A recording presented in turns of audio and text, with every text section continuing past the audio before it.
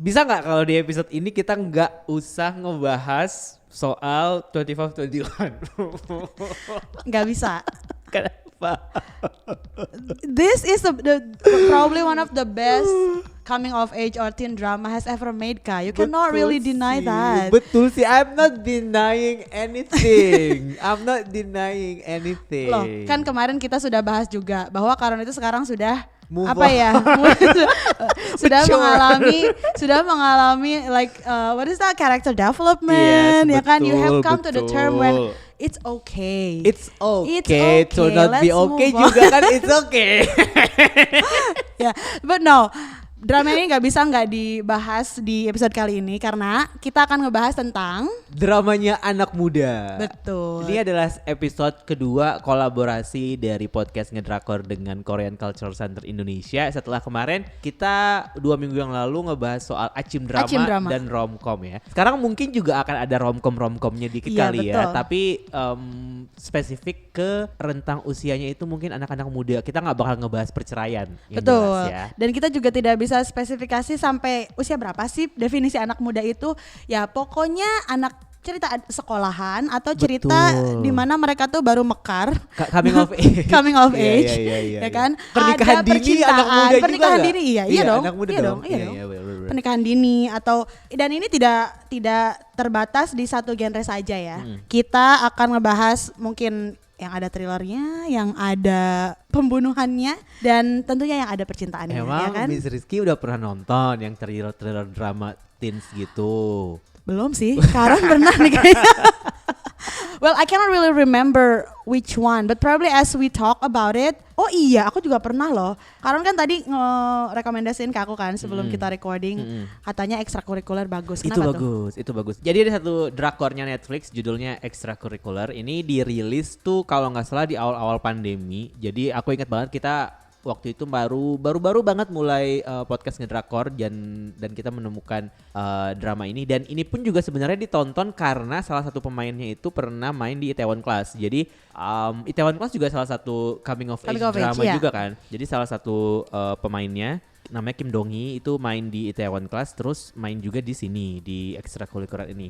Nah, kenapa pada akhirnya ini jadi sebuah rekomendasi, karena ini bisa dibilang kalau orang nyebutin hidden gem, nah ini kalau menurut aku ini, karena drama ini nggak terlalu banyak yang bahas, maksudnya terlepas dari topik yang diangkat, acting pemainnya dan bagaimana mereka mengemas ceritanya, menurut aku kurang banyak orang yang membicarakan ekstrakurikuler ini. Bisa dibilang underrated ya. Bisa dibilang mungkin underrated gitu. Kenapa ini menarik tuh, soalnya kita masuk ke dalam sebuah semesta drama remaja yang kalau dalam pikiranku nih, kalau kita ngomongin soal teen drama itu biasanya yang happy-happy, jatuh cinta gitu kan, yang kayak bubbly, kayak mungkin tipe-tipe Extraordinary You kali ya. Atau the beginning of the episodes of 25-21. Yes, betul. Setuju sekali, itu Iya sangat-sangat menyenangkan. Iya kan, menyenangkan persahabatan. Betul. Nah, kalau ekstrakurikuler ini dia langsung ngajak kita masuk ke kehidupan seorang remaja yang punya kerjaan sampingan sebagai, dia tuh muncikari gitu. Jadi dia punya sebuah bisnis gelap, tapi dia sebagai muncikari ini dia tuh nggak pernah tahu siapa sebenarnya klien dia, tuh dia nggak pernah tahu. Nah, tugas dia adalah memastikan bahwa si PSK ini melakukan pekerjaannya dia dengan baik dan dia selamat. Untuk memastikan supaya dia selamat itu ada satu orang dewasa yang muncul sebagai karakter misterius yang jadi istilahnya kayak hero-nya gitu. Okay. Jadi ketika penjaganya. Jadi Okay. ketika nanti terjadi sesuatu yang tidak diinginkan ketika si PSK-nya sedang melakukan pekerjaan, dia bisa ngasih alert ke si orang ini dan orang itu akan melakukan penyelamatan gitu. Itu sebenarnya premis utamanya. Nah, kemudian seiring berjalannya cerita, awalnya nih dia karakternya Kim Dong-hee ini namanya Jisoo. Di sini tuh awalnya dia sukses aja gitu, baik-baik aja dengan pekerjaannya dia selama ini, karena gara-gara pekerjaan ini ini ya dia bisa hidup lah, bisa ibaratnya jadi remaja yang punya duit banyak gitu. Tapi orang-orang nggak tahu sebenarnya dari mana dia dapat duit itu gitu. Kalau seingat aku ada satu adegan dia nyembunyiin duit di bawah kasurnya deh gitu. Pokoknya duitnya banyak aja gitu. Wow. Nah sampai akhirnya muncul problem dari bisnis dia itu gitu, mulai dari temennya kemudian mendadak tahu, terus kemudian dia tahu kalau ternyata bagian dari circle-nya dia di pekerjaan dia sebagai muncikari itu adalah teman SMA-nya dia. Jadi kayak muncul beberapa konflik yang membuat karakter development-nya dia jadi berubah, jadi bergerak gitu. Gitu. Dan genre-nya pun dari teen drama itu jadi ke crime, ada bagian thrillernya juga gitu. Dan aku suka sih sama series ini, makanya aku selalu bilang ini salah satu series Netflix yang ketika nonton tuh dia terpuaskan tapi tidak membuat kita pengen melihat season selanjutnya gitu loh. Kayak ini mini series yang 10 sudah, tuh gitu. 10 aja udah gitu. Cukup. Menurut aku cukup gitu. Dan ini salah satu yang seru sih. Kok belum pernah nonton kan? Belum pernah nonton. Oke. That's probably on my bucket list right now karena beda sih. Bener kata Karon. Biasanya kalau kita ngomongin teen drama ya pasti highlightnya tuh persahabatan ya kan, kayak 24/21 terus atau anak muda yang berasal dari berbagai macam background yang berbeda terus disatukan dalam satu circumstances kayak Itaewon Class kayak gitu. Biasanya lebih ke perjuangan atau ya kan masalah sekolah, tapi when it comes to like thriller terus crime drama terus pekerjaan si anak itu adalah seorang mucikari gitu itu that's bold. Betul that's really bold actually. Berani ya. Kalau kamu apa? Salah satu kalau kita nyebutin teen drama gitu, apa yang pertama kali muncul di kepala kamu? I can't help it but the Heirs. Iya sih. Ya kan? Itu salah satu teen drama yang sebenarnya ceritanya juga nggak teen banget sih menurut aku ya. Iya, dan sebenarnya juga ada lebih ke cebol-cebolnya gitu. Terus kita juga pernah ngomongin ini bahwa ini juga kayaknya inspirasinya dari Acim drama juga ya nggak sih? Ya kan, dengan format yang memang masih dramatis gitu. Tapi karena memang The Heirs itu pada saat itu booming banget pas aku waktu SMA dan pemainnya pun sekarang jadi pemain A-class betul jadi A-lister gitu. Jadi itu that's comes up in my mind. Dan juga banyak banget adegan yang di sekolahnya tuh ketika adegan yang backgroundnya sekolah tuh iconic gitu. Iya betul. When they find love, when they actually like find friendship itu tuh kebanyakan di sekolah. Jadi kalau misalkan bilang school drama, The Heirs gak sih? Iya, gitu. setuju. Terus Dream High gak sih? Iya, ya Dream kan? High, iya benar.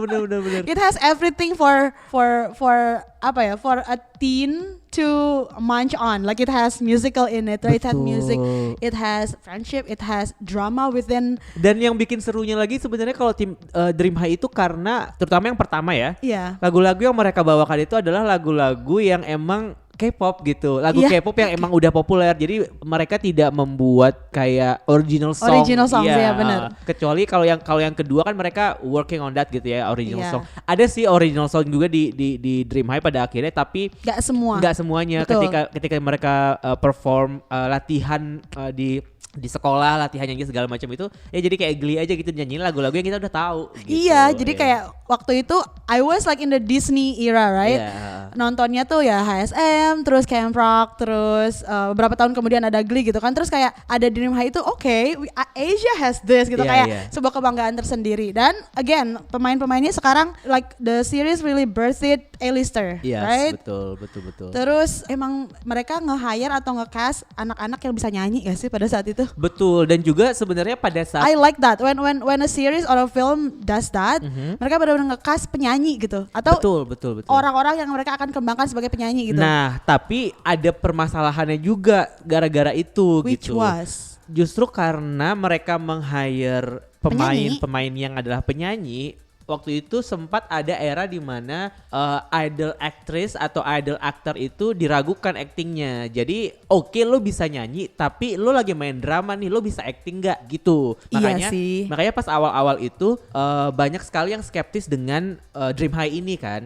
Walaupun mereka menampilkan Suzy, terus ada IU, ada Enjong Tiara, Taecyeon. terus ada Taecyeon 2PM sama Wooyoung 2PM, dan debutnya Kim Soo Hyun juga kan di drama juga gitu. Anyway, Kim Soo Hyun juga bisa nyanyi maksudnya. Yes. Tapi pada akhirnya banyak juga yang skeptis karena mereka itu idol, mereka tuh bukan aktris, bukan Iya, aktor, mereka bakal betul. bisa acting atau enggak. Nah, menurut aku salah satu kritik terbesar yang diterima oleh drama ini adalah actingnya Suzy pada saat itu, karena wah dia nerima banyak banget backlash lah, dibilang Oke. kayak ekspresinya tuh nggak keluar, lempeng aja, mau nangis mau senang lempeng aja gitu. Ini sebuah usaha dia juga sih, maksudnya kayak everyone loves Suzy at that time, dan tentu saja ketika seorang artis Korea sudah dilabeli sebagai nation's first love, semua orang akan nge-hire dia jadi apapun. Iya, benar. Terlepas dari apakah dia mampu atau tidak untuk melakukannya kan. Yep. Tapi itu jadi debut drama dia, kemudian dia main drama lain, acting dia berkembang kan Betul. akhirnya. Dan Kita bisa it's bisa safe to say ngeliat. that like she is actually improving dan bahkan betul. to the point that oke, bagus ya. Bagus, gitu. ya benar-benar bagus. Tapi benar sih kayak tadi kamu bilang, kayak semua yang diinginkan oleh seorang remaja untuk dilihat dalam sebuah produk hiburan Ada di Dream sana. High ini punya Dream semuanya High, gitu. betul. Kayak you can sing along, bisa ngelihat idol kayak Taecyeon sama Wooyoung, bisa ngelihat IU, terus ada Suzy juga gitu. And it's so ya salah nostalgic satu- to kind of go back to Dream High setelah melihat achievement yang udah mereka dapetin sekarang, ya gak sih? Betul. Kayak look at Kim Soo Hyun, look at Iya, Taecyeon, look at Taecyeon, IU, look bener. at Suzy our even, iya. very own Suzy, Iya, our very bener. own. Tapi kayak oh iya, mereka tuh dari sana loh, dari Dream High loh acting karirnya gitu. Dan sampai sekarang pun lagu-lagu Dream High ya masih tetap kalau orang dengerin tuh tetap hafal, atau yang nonton tuh pasti hafal, dan kayak Ini oke. salah satu katalog lagu drakor yang masuk kategori nostalgic gitu. Kalau dikeputer tuh langsung yang kayak directly will take you back at that era, and then di Kirin High School dengan Yeah. seragam sekolahnya yang coklat-coklat That specific itu. moment Iya, when that you actually specific enjoy moment. life. Bener. Not like now. Makanya kemarin waktu Ayu perform salah satu lagu dari Dream High kan, Someday, you actually like enjoyed it, like you were so smiling so wide. Kenapa? Karena itu yang tadi aku bilang juga, kayak Dream High ini sangat-sangat nostalgic gitu, dan the fact that she's perform that song pertama kali di konser itu di Indonesia, jadi kayak spesial aja sih. Spesial, gitu. betul. Tapi ngomong-ngomong nih ya, soal tadi kamu sempat nyebut ketika kita masih menikmati hidup gitu ya. Itu ya yang jadi highlight, kenapa tuh? Benar, karena menuju ke hari rekaman ini aku sempat mikirin apa sih sebenarnya yang membuat kita sebagai orang dewasa suka banget nonton drama Korea yang menampilkan kisah-kisah remaja gitu, Iya. ataupun anak-anak muda. Maksudnya kayak now I'm in my 30s, tapi ketika nonton kayak drakor yang tentang pekerja kantoran kayak serealistis Yumi Cells gitu misalnya. Yumi Cells is really good fun, tapi it's too realistic tuh buat orang yang umur 30, kayak kita melihat itu di kehidupan sehari-hari gitu. Iya.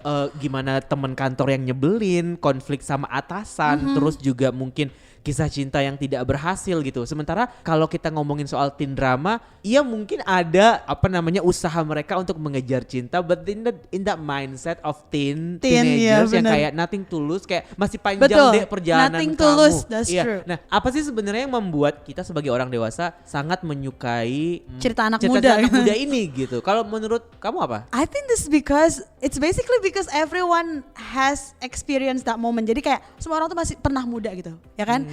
Jadi walaupun mungkin target utamanya anak-anak muda juga, tapi ternyata pada akhirnya disukai, Jadi malah luas ya. malah meluas, dan mungkin usia 50-an, 60-an pun masih suka gitu ngelihatnya, karena it has nostalgic feeling on it. Jadi ketika orang nonton tuh, oh aku pernah kayak gitu, oh aku pernah kayak gitu, you know, like so, the fact that we have been there for some of them. Nah itu sih kayak oh iya dulu tuh waktu hidup masih manis-manisnya tuh indah ya gitu. Kayak escapism sih buat orang-orang yang kayak kita udah 30 tahun ke atas gitu kan. Terus kayak mengalami kehidupan yang tentunya sudah berbeda ya dari cerita-cerita itu. Jadi kayak okay, let's escape for a while by watching this. Satu itu mungkin. Yang kedua kayak walaupun ini cerita anak muda, dan biasanya ada beberapa redaksi atau definisi bahwa anak remaja itu mereka tuh belum fully developed gitu, mereka tuh belum seutuhnya manusia. Tapi justru dari sana, I think like the fact that they transition themselves from children to adulthood, banyak banget yang bisa digali gitu, banyak banget yang bisa dipelajari dan banyak banget hal yang mereka pelajari juga pada akhirnya gitu kan. Dari mulai misalkan remaja yang rebel ya, diceritakan remaja yang rebel, terus diperlihatkan juga karakter developmentnya mereka hingga when they enter the adulthood like or young adult phase, mereka udah kayak I've learned so much. Nah itu tuh tanpa disadari kita pun mengalaminya gitu loh pada saat waktu muda itu gitu sih. Kayak satu, so it's relatable. Dua, mereka semua orang tuh pernah muda. Ya kan. Betul. Tiga, ini tuh bisa jadi alat escapism buat semua orang ketika penat. Tapi aku ada dari 3 poin itu, escapismnya aku setuju, relatable-nya mungkin agak questioning karena justru kalau dari aku suka nonton teen drama because I never really experienced that kind of teen, gitu gak sih? Kayak what do you mean? I mean in which part that you're like, not relating yourself to that?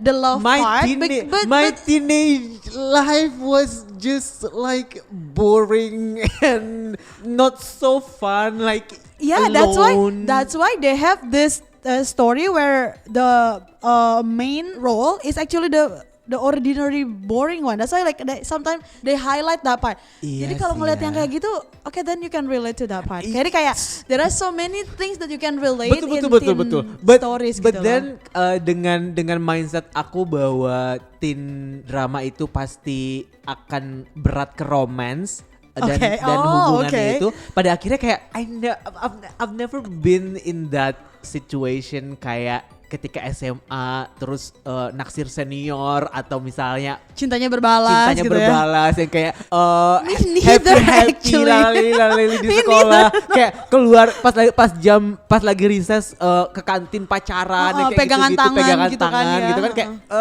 as much as I want to relate to that, I never been in that situation. Jadi kadang-kadang escapismnya gitu, kayak ini gue halu aja sih sebenarnya, gue nggak pernah mengalami itu. Dan pada akhirnya ketika banyak sekali drama-drama teens yang aku tonton when I'm not even the teenager anymore, kayak udah 20, 21, dimana pada akhirnya aku menyaksikan itu hanya untuk ngejudge pilihan hidup mereka yang kayak enggak tahu lo pikir betul orang dewasa akan enggak bisa kayak gitu. Jadi kadang-kadang sebagai audiens dewasa yang disajikan cerita remaja, aku lebih ke yang kayak gue nggak bisa menerima ini gitu, gue nggak bisa menelan ini mentah-mentah gitu. Kayak misalnya kita kan jadi lebih skeptical, critical tentang bagaimana cara mereka menceritakan cerita si remaja ini gitu.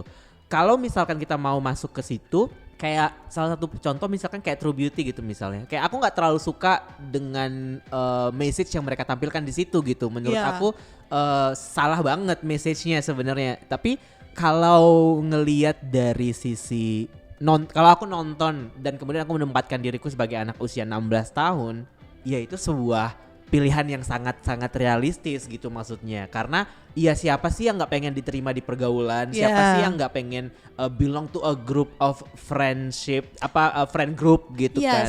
Dan semua remaja pasti menginginkan itu. Menginginkan itu, dan dari paparan barusan banyak dong yang bisa ya kan, yang bisa at least connect ke hal tersebut. Betul. Kayak porsinya mungkin beda-beda. Ada orang yang memang mengalami ya lebih gampang lah untuk bersosialisasi dan untuk diterima untuk to mingle with friends gitu. Betul. Ya. Ada yang memang lebih susah, lebih harus berusaha dulu gitu. Ya, ada dan yang kabar mungkin baiknya adalah banyak teen drama yang menawarkan ceritanya lebih beragam gitu, nggak cuman yang kayak satu karakter dengan kesempurnaan yang dia miliki kemudian bertemu dengan karakter lain yang sama-sama sempurna gitu. Karena semakin kesini drama Korea dengan banyak sekali genre, terutama ketika kita udah masuk ke zona bernama drakor healing gitu. Jadi banyak juga ternyata remaja-remaja yang sedang hilang dan butuh healing, ngerti gak sih kayak dan tema-tema seperti itu kemudian nggak cuma dimunculkan, nggak cuma diberikan dan disajikan dalam sudut pandang orang dewasa yang kayak menyepi ke jeju kemudian menemukan dirinya lagi gitu, tapi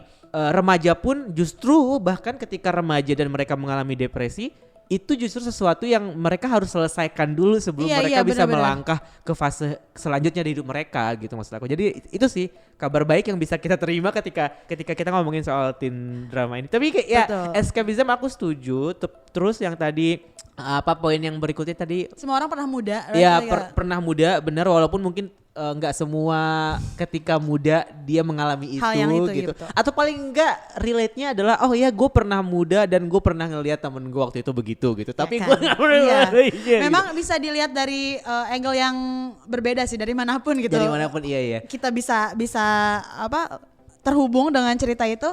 Ya kita pernah usianya 16 gitu. Kita pernah 16 tahun, kita nggak ujuk-ujuk gede dan having this boring life all of a sudden enggak. So we've really like we have come to our age, like coming of age, and we have come to this age where we actually like experience that age gitu. Betul. Walaupun beda pengalamannya, beda porsinya, beda kedewasaannya. Ada mungkin beberapa cerita remaja yang perasaan dulu waktu umur segitu gue belum kayak gitu deh, atau enggak belum kepikiran kayak gitu deh. Kayak misalkan tadi extracurricular, right? Iya. How can like a teenager like think of having that kind of business? Sedangkan mungkin dulu aku masih makan taro depan TV nonton kayak gitu loh, kayak beda. Bener sih. Ya kan beda fase gitu loh. Bener seperti sih. Oke. Beda fase, beda teknologi juga. Beda teknologi betul kan? usia boleh sama tapi circumstances kita pada saat itu culture beda banget ya. Nah itu. Dan juga mungkin gak apa-apa bahkan ngelihat yang sebeda itu. Again kayak kata Karen tadi kan bilang justru aku pengen kayak ngejudge aja gitu, ngejudge atau enggak pengen dong ngelihat pengalaman orang yang bentuknya lain dari pengalaman aku kayak gitu loh, lebih ke oh menarik juga ya. Walaupun di saat yang sama juga kayak iri tetap ada sih, kayak iri. Can I please go back to that moment and experience this? Iya bener. Once gitu kayak I want that too gitu. I want that love story please. Love story please gitu. True, bahkan sampai sekarang pun bener sih. Sekarang pun di umur almost 32 ini kalau ngelihat ya anak cewek terus keren, pendiriannya keren, terus cara berpakaiannya kan kayak can I go back to that phase and then I will dress up that way atau I will just think that way gitu. Kalau aku gak iri sama anak keren dan berpenampilan menarik sih, aku cuma iri sama anak orang kaya. Iya, sih kita emang banyak keirian ya hidupnya. Iya, emang dengki. Dengki emang aslinya. Kalau misalkan kita ngomongin soal teen drama dan kita menyaksikannya sebagai orang yang dewasa, pada akhirnya ya escapism itu iya banget gitu, dan salah satu pilihan tontonan ketika kita lagi nggak mau terlalu menyaksikan sesuatu yang relatable sama apa yang kita alami sekarang gitu. Maksudnya kayak of course iya mungkin kita bisa relate dengan pas gue remaja, tapi nggak yang pas sekarang, ngerti gak sih maksudnya?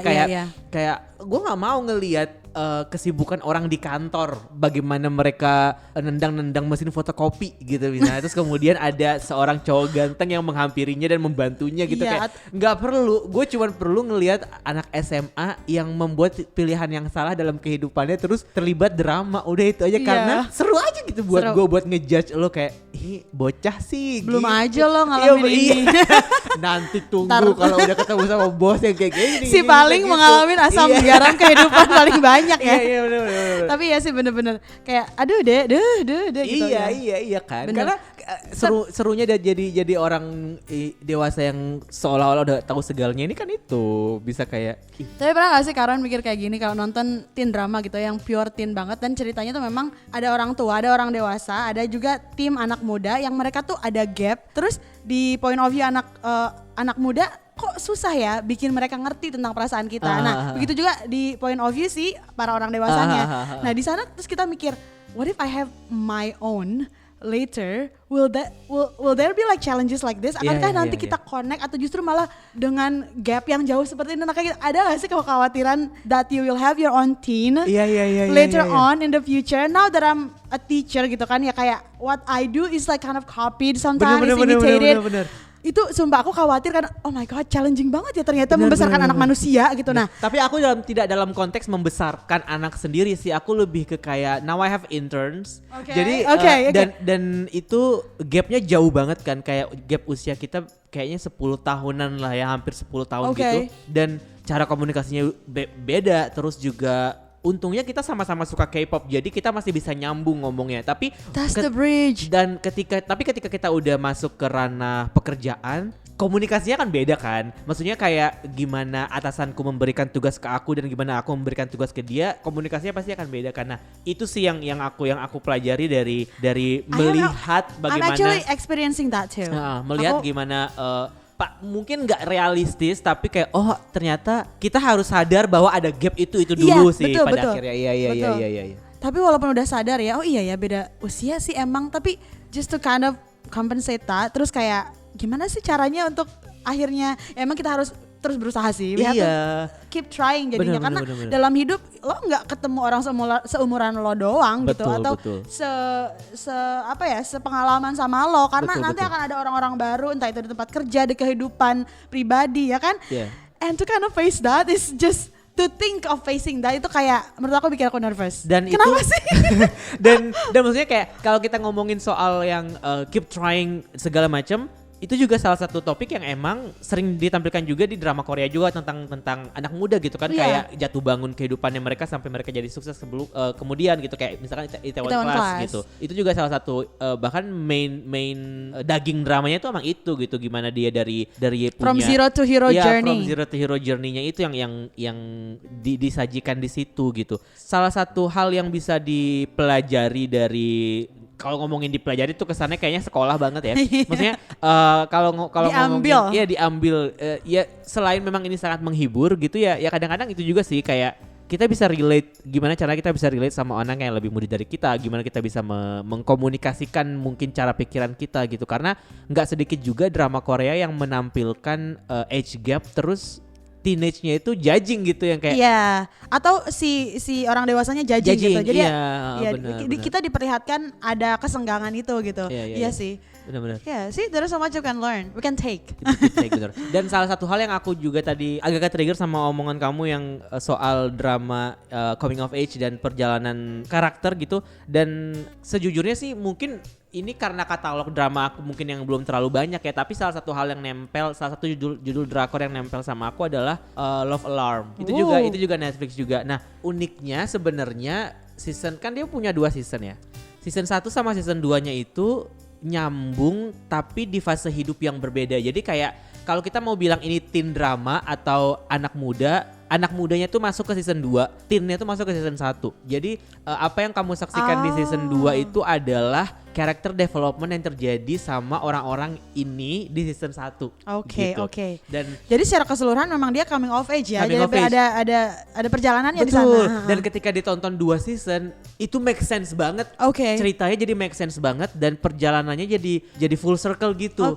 Dan kenapa aku suka sama drama ini karena sebenarnya tipikal anak orang miskin berusaha untuk bisa menonjol di sekolah dengan segala kekurangan yang dia miliki gitu. Tapi poinnya kan sebenarnya dari Love Alarm ini adalah aplikasi yang namanya Love Alarm itu kan, yang mana kalau misalkan 2 orang punya aplikasi itu terus kemudian salah satu di antara mereka naksir, alarm orang itu akan bunyi gitu. Kalau di dalam radius 10 meter kalau nggak salah, dari radiusnya 10 meter dalam radius tertentu gitu. Akan ada notifikasi gitu. Cuman karakter utamanya namanya Jojo yang main Kim So Hyun. Jojo ini nggak punya aplikasi itu. Alasannya karena handphone dia nggak support aplikasi itu. Handphone dia jadul, dia orang miskin. Dia tinggal sama bibinya dan sepupunya yang rivalnya dia, sepupunya ini gitu, rivalnya dia dan rivalnya ini yang main Go Min-si yang main. Perjalanan coming of age yang akan masuk akal ketika ditonton 2 season. Full circle-nya di season dapat di season keduanya gitu. Nah, itu yang kayak aku jarang menemukan itu di sebuah drama, terutama produk Netflix ya. Tapi mungkin ini juga karena bias juga bisa jadi sih, karena mungkin ada Song Kang di situ, ada Kim So Hyun di situ, dan karakter second lead-nya di situ namanya Hye-young diperankan oleh Jong Garam. Dia memerankannya dengan sangat-sangat baik sehingga kamu sebagai penonton you cannot help but love this character karena nggak ada hal buruk dari dia. Dan menurut aku yang aku butuhkan di dunia ini adalah orang yang suportif seperti dia terhadap Jojo gitu. Sementara kalau si Song Kang karakternya actually he's the main guy, but then later on the story dia shifting jadi. I remember you telling me that. Jadi dia kayak shifting dari jadi second the main lead jadi second lead jadi gitu. second leadnya gitu. Tapi yang paling aku suka adalah bagaimana penulis Love Alarm ini membuat karakter developnya Jojo gitu dari orang yang pada awalnya cuman gue pengen dicintai oleh siapapun gitu, sampai akhirnya dia merasa kayak oh ternyata yang gue butuhkan itu bukan cinta dari siapapun tapi dari orang yang memang tepat dan berbalas buat gue. Nah itu yang membuat aku jadi kayak ketika sampai akhir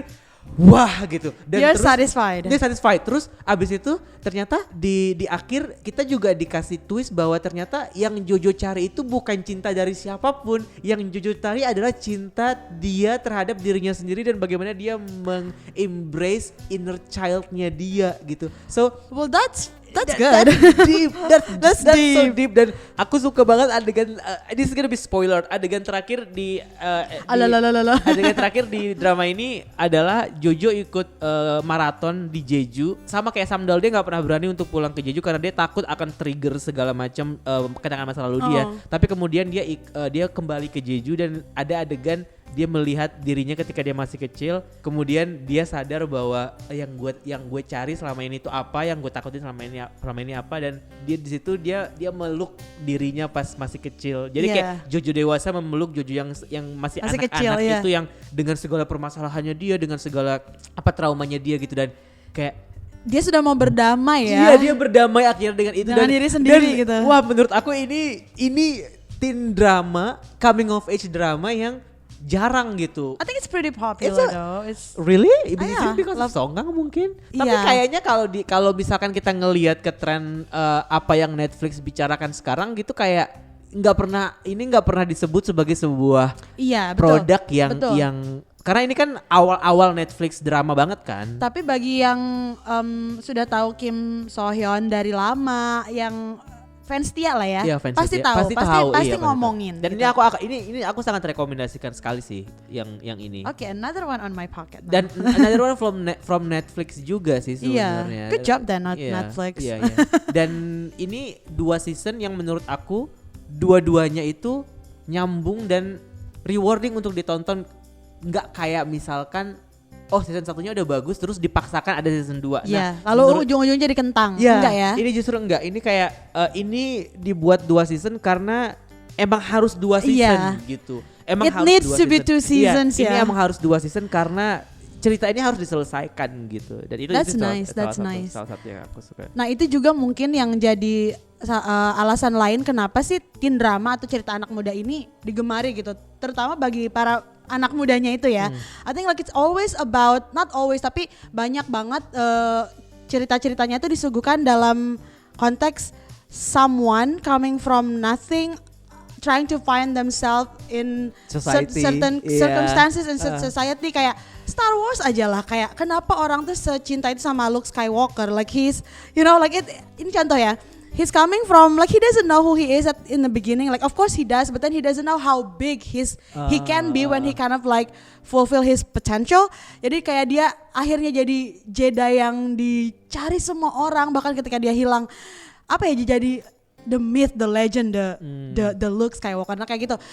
Dan it's inspiring for young people to achieve the same achievement gitu, kayak oke, kalau dia bisa gue juga bisa. Mungkin itu kalau bagi para anak muda mungkin juga yang karena jadi muse-nya ya. Iya, ada sense bahwa ternyata nggak cuma gue sendiri loh yang mengalami ini gitu. Maksudnya kalau misalkan kayak tadi kita ngomong, kalau kita sebagai orang yang udah usia 30 menyaksikan itu, mungkin nggak akan yang langsung mikir ternyata gue nggak sendirian karena gue udah tidak di usia itu gitu. Betul. Tapi ketika mereka yang ada di usia itu nonton, ternyata mereka ada hope gitu bahwa ternyata kita boleh tertekan nih sekarang, tapi kita bisa loh keluar dari situasi seperti ini gitu. Bener. Karena karakter ini juga kayak gitu kok gitu. Dia seumuran gue tapi dia juga bisa. Makanya terlepas dari segala bumbu-bumbu yang ditampilkan di teen drama itu ya. Ada value-value yang mungkin anak-anak penonton muda gitu yang mereka bisa tadi tuh relate dan hopeful buat mereka gitu. Betul, and hope is very powerful, right? Iya, betul.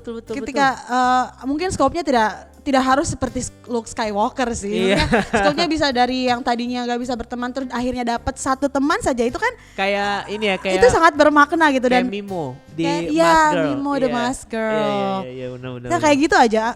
It can be something very meaningful for someone gitu loh. Dan ketika orang berpegangan ke sana, itu drama bisa jadi kayak alat atau tools bagi seseorang untuk apa berusaha berubah nggak sih kayak untuk bukan berubah, berusaha untuk mengalami yang lebih baik gitu. Iya, Nahido sama Yurim juga hubungannya sangat menarik, sangat menarik, inspiring gitu. Maksudnya kayak mereka berawal dari yang satu ngefans sama yang lain, terus kemudian mereka sebenarnya nggak tahu yang satu ngefans sama yang lain, terus berantem segala macem kan, sampai jadi rival, terus akhirnya temenan malah ujung-ujungnya jadi bestie gitu. Dan sampai situ bagus. See that journey dan cara penulisannya. Cara penulis untuk menyajikan itu juga bagus banget gitu. Sampai ujung pun sebenarnya mah oke aja karena agak hidup. Can we move on please? Nah, salah satu hal lagi kalau ngomongin teen drama yang aku suka, aku nggak tahu kamu udah nonton atau enggak, Reply 97. 88 aku taunya. Kalau 88, yang 97 deh. It's so good. Ini bias, totally bias. Why is it so good? Karena dia ngebahas tentang fans K-pop. Jadi fans K-pop di tahun 97. Jadi waktu itu grup yang populernya BTS-nya pada saat itu tuh adalah HOT gitu. Nah si karakter utamanya ini adalah fansnya HOT. Kemudian ada karakter temennya si karakter utama yang ngefans sama grup lain dari manajemen lain, mereka berantem. Jadi kayak that's fun. That's fun. That's so anak muda zaman sekarang yang suka K-pop gitu. Dan that's so K-pop. Fans, no matter what age, even us we still do that. Bener. Dan itu menurut aku itu cuman bagian kecil dari sebuah cerita drama ini gitu. Karena Reply ini kan terkenal dengan kisah yang relatable, menyentuh dan dekat dengan tapi dekat dengannya itu lebih ke lokal ya, kayak orang-orang Korea gitu kan. Tapi menurut aku yang ini lebih ke universal sih, karena dan mereka juga menampilkan tema-tema yang lebih luas gitu, kayak naksir-naksirnya itu jadi lebih luas gitu. Dan sebuah sajian yang ini tuh kalau ditonton kapan aja tuh kita bisa menikmati. Ini tipe drama yang kayak hari ini gue mau nonton apa ya, gue nggak tahu, nonton ini gitu. Kamu pernah nggak sih ada di momen itu yang kayak instead of starting new titles, kamu akan kayak nonton aja yang udah pernah kamu nonton dan kamu akan menikmati lagi. Full House. Nah itu, kalau buat aku tuh Full House is my house, is my home. Your home. Iya, kalau luarnya mungkin Friends, nah gitu sih. Iya. You always want to go back. Iya. Ini kalau Reply juga kayak gitu. Yang setelah 97 itu dia 94 kan, itu juga teen juga sih. Enggak teen, young adults karena anak kuliahan. Itu juga 88 sebenarnya lebih school. 88 sebenarnya lebih school. Iya, dan itu juga bagus. Itu juga bagus. Dan sejauh ini Reply belum ada sih yang gagal. Cannot say that because I only know like one series of Reply. Iya, menurut aku Reply belum ada sih yang gagal. Walaupun yang kayak 94 mungkin lebih ke terlalu panjang episodenya. Tapi secara maksudnya durasinya. Iya, durasinya. Beda. Terlalu panjang menurut aku. Karena yang 97 itu kan pendek banget ya. Jadi kayak cuma setengah jam, 40 menit. Jadi dia gak sampai yang 1 jam lebih gitu. But then it became popular. Terus akhirnya pas 94 dibikin, panjang banget episodenya. Di sini perdebatan mulai lo tim siapa tuh dari 94 gitu. Jadi Chilbong atau waktu itu Chilbong atau Sregi timnya. Kalau di 88 kan Jungpal sama Chotek kan, iya gitu. Tapi 94 aku masih lebih suka 94 karena pemain-pemainnya mungkin ya. Pemain-pemainnya. There is this biased reason. Reason sih. 88 yang bikin aku suka tetap pemainnya juga sih. Walaupun kemudian 88 tuh jadi agak sedikit ganggu karena then it became the most talk drama setelah zaman dia lewat gitu kan. Iya, benar. Setelah era penayangannya dia gitu. Dan when something is too popular, then it becomes annoying for me. Iya, kayaknya semua orang pas ditanya, "Lo nonton drakor enggak?" "Iya, nonton. Gue suka banget Reply 88." Gue ya sama, itu kan zaman-zaman aku comeback ke K-drama. Pas aku masuk lagi ke K-drama setelah jadi kaum skeptikal itu kan, aku comeback ke K-drama thanks to It's Okay to Not Be Okay actually. Nah aku kembali tuh langsung ke 88 kan, dikasih tahu temen, so that's I'm one of those people. Iya. Ya udah dong, Reply 88 gitu. Itu tuh beberapa rekomendasi yang kita bisa kasih. Kalau menurut Karon, school playbook, the upcoming yang itu loh, Siapa yang jadi Huiso? Oh, her future Resident Playbook. Resident Playbook. It's gonna be like a young adult I think type so, of yeah. series, right? Kayak kan masih resident itu berarti dia masih kuliah dong. Iya. Iya kan. Terakhir sebelum kita menutup episode ini, kalau nanti akan ada teen drama lagi, what kind of conflict, what kind of cerita yang kamu harapkan untuk bisa dilihat dan siapa yang akan memerankannya? Kayaknya bukan sesuatu yang baru, ini pernah. They need to do something like Glee lagi. They need to do something like Dream High again, but it's a more developed one. Jadi kayak kembali melahirkan generasi-generasi baru nanti yang nantinya juga akan jadi A-listers gitu. Tapi kali ini make it more dramatic. I'm fine with dramatic. I'm fine with drama. I want drama. Jadi ketika nonton tuh emang for the sake of entertainment. I don't care about like if I can relate to that, karena pasti perjalanannya adalah pengen jadi seseorang, pengen jadi penyanyi kan. Perjalanan mereka ingin menjadi penyanyi gitu. It's okay. I miss that. Itu sih kayak itu nggak baru, pernah dilakukan dan itu populer dan berhasil. Atau mungkin dengan format yang gak usah seperti Dream High yang memang nantinya akan jadi idol, tapi kayak kemarin yang Ji Chang-wook yang yang Anara Sumanara Sumanara yang pure musical kayak gitu. Please make tapi make more of that. Aku pengen itu tapi less depressing. Itu menurut aku. Iya, Anara Sumanara memang kompleksitasnya tinggi banget. Iya, kayak dia ada thrillernya, ya kan, dia ada horor sebenarnya mah. Ada psychological perjalanan psikologis si pemeran utamanya, betul, termasuk si Ryol itu kan, betul, pemerannya si Kim Ji Chang-wook itu kan. It's like it has too many things inside. Aku pengen yang fun episode, aja gitu. Iya, aku pengen yang fun. Tapi musical. Pure musical. Yeah, pure yes. musical. Okay, calling for the producers or writers to Kalau actually. aku pengen apa ya yang belum pernah disajikan. Karena kayaknya udah semua gitu ya. More horror.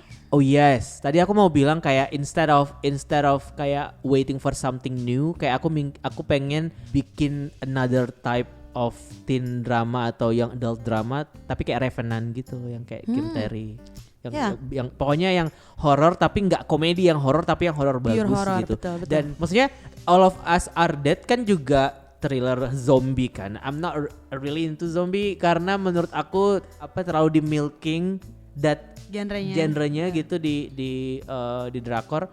Jadi aku lebih suka yang tipe-tipe kayak Exuma gitu, yang horror thriller, berat horornya. Horror ya, horror berat. But it's a drama tapi teen. Ingat sih? Yeah. Well, let's wait for that. Don't give us another comedy teen tapi horror thriller teen gitu. Aku suka sih kayak I don't know, I never watch Riverdale, tapi tiba-tiba Riverdale muncul aja gitu di kepalaku. Kayak, sama tadi aku mau bilang kayak please bikin Korean versionnya Elite. Kau tahu nggak series Elite yang di Netflix? That's an original Netflix tapi Spanish. It's season 1-nya bagus banget. Menurut aku bagus banget. But then masuk season 2 kayak ya ini mah dia panjang-panjangin gitu, kayak bikin kayak gitu. Jadi dia tentang anak SMA, terus tiba-tiba pemeran utamanya meninggal. Terus ada pemeran yang lain dituduh sebagai pembunuhnya, terus kita flashback ke kejadian dia meninggal itu. Jadi sepanjang season 1 itu adalah flashback menuju ke hari meninggalnya dia. Itu bagus banget. Jadi kayak 13 Reasons Why gitu. Ini bagus, itu menurut aku bagus. Tapi versi drakor, terus pemainnya Kim Tae-ri.